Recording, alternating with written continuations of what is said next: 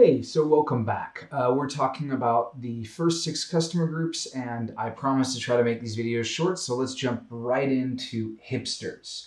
So I've already laid out some hipsters here that I've taken from the city deck, and the first thing I want to point out about this group is that they always want high quality coffee, and then they sometimes want different snacks as a side order. And as their side reward, they actually give an extra hype. As their main reward, they give nothing. And as their ability, they give a hype. So you'll notice the one I just showed you, the V-neck hipster wanted a croissant on the side.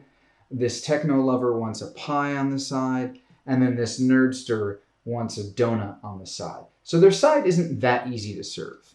And now the supers, which here are 2 of them, the trendster and the eccentric influencer, you see they want a double espresso, basically, a double high quality coffee, and then they do hype twice.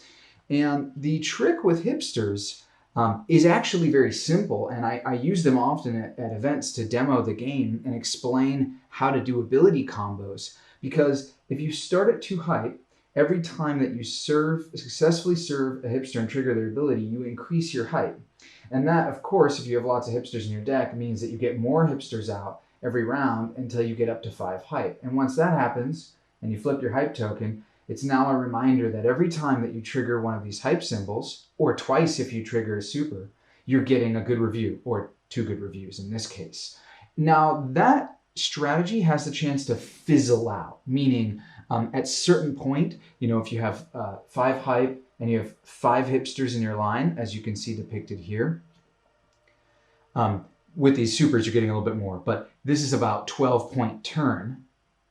Or actually even more because it's 4, 7. So the trick with hipsters is other groups such as the tourists, with only a couple of tourists, you can actually get a higher payout for less cards, but it's slower to set up. Whereas the hipsters are very quick to set up because they only need coffee.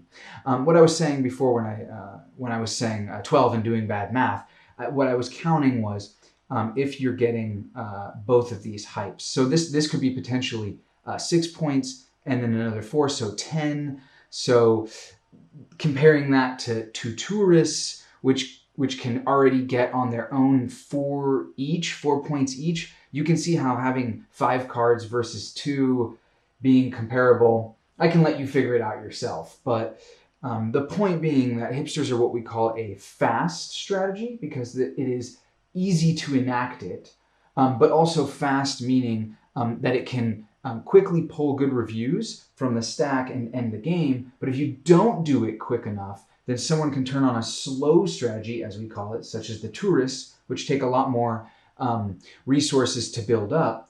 And if that happens, they're probably going to start, that opponent getting the tourist is probably going to start getting more points per turn than you're getting with the hipsters. So that's the hipsters. And just before I jump over to another group, what I'll do is I'll just show you a couple for flavor. I'll show you a couple of their upgrades. So from style upgrades, we have industrial lighting and vintage furniture. And then from the pantry upgrades, we have some avocado cake and also some charcoal croissants, which are a real thing, by the way. So anyways, those are the hipsters. And if you want to look at more preview art before the game arrives to your doorstep or to your local friendly game store, then please go check out my art previews on BGG that I've slowly been filling in. All right, see you in the next video.